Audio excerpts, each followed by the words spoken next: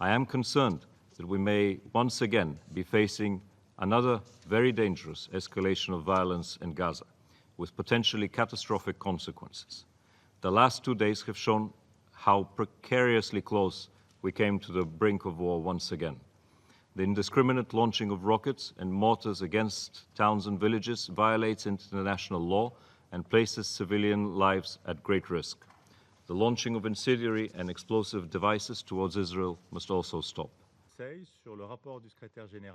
Точно защото е българин, смятам, че има големи шансове да поеме този нов пост, защото в крайна сметка България винаги е била възприемана като една умерена държава, която никога не е вземала крайности в този наистина изострен конфликт.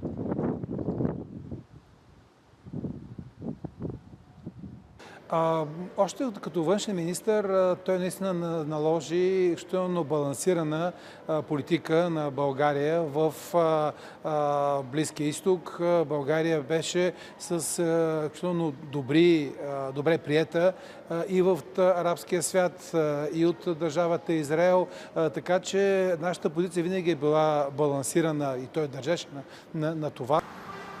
If you like this video, then like, share and subscribe to ET Now World.